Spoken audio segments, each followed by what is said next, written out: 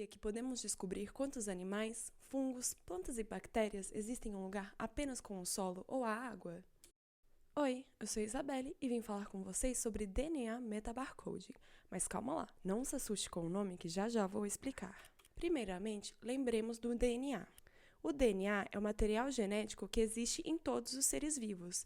Ele é tipo um guardião portador de toda a informação que configura as características e o desenvolvimento de um organismo. Todos os seres vivos originam de um ancestral em comum, então existem genes que foram conservados por milhões de anos. Isso faz que muitos segmentos do DNA sejam encontrados em indivíduos muito diferentes entre si, por exemplo, os primatas. Como muitos já sabem, o ser humano tem uma grande proximidade genética com espécies como o chimpanzé e bonobos, já que 98,8% do nosso DNA é igual ao deles.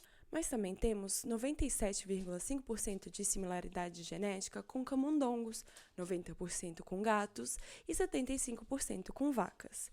Isso também vale para os seres vivos mais distintos que nós, como o peixe-zebra, onde 70% do nosso DNA é igual, as moscas de frutas têm 60% de semelhança, e até bananas, com 50% de similaridade genética.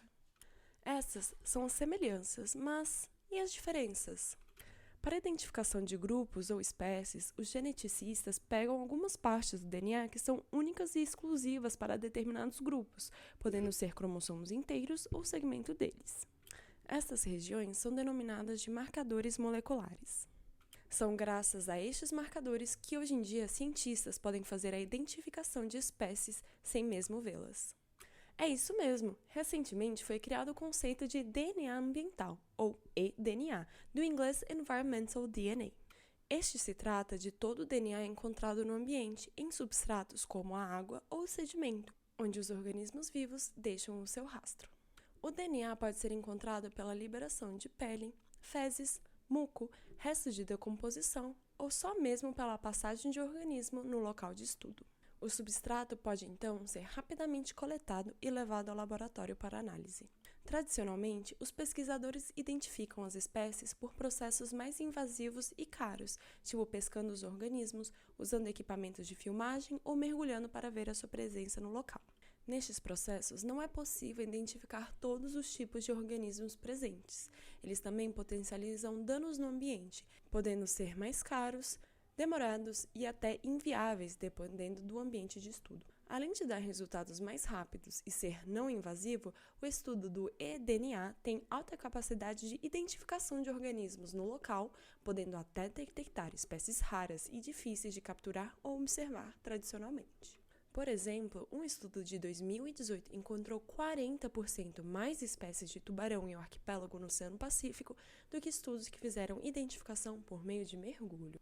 Para coletar o DNA ambiental, é possível utilizar garrafas oceanográficas, como as garrafas Van Dorn ou a Van Veen, para a coleta de água do ambiente. Depois disso, a água poderá ser filtrada e o DNA isolado.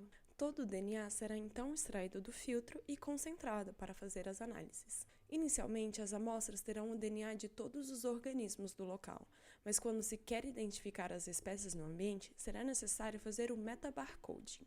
DNA metabarcoding vem do processo de DNA barcoding, ou código de barras de DNA. Aqui é possível identificar uma espécie, pegando uma amostra contendo seu DNA, isolando seu marcador molecular e sequenciando-o.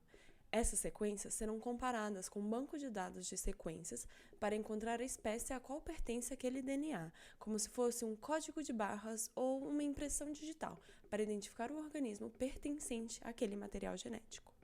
Já o DNA metabarcoding é um processo em que são passados os mesmos segmentos de muitos DNAs diferentes, identificando ao mesmo tempo os diferentes organismos cujo DNA está na amostra.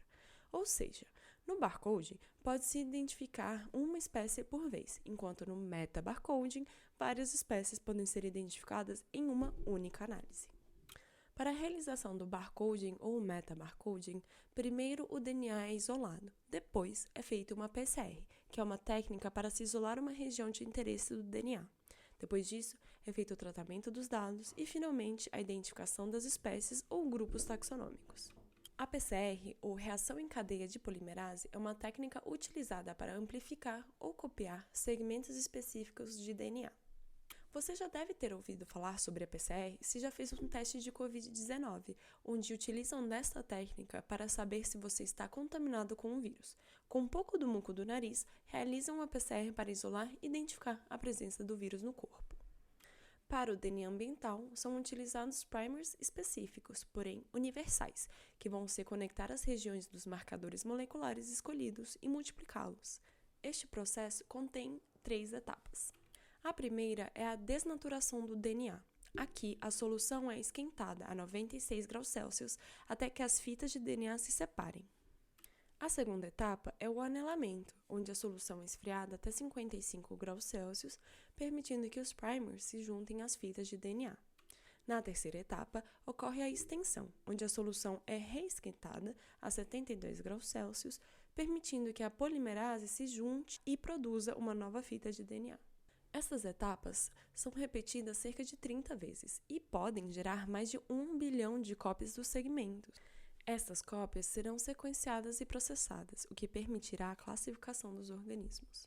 Nessas regiões, apenas alguns nucleotídeos vão variar, e são estas variações que permitirão a identificação dos diferentes tipos de organismos presentes no ambiente amostrado.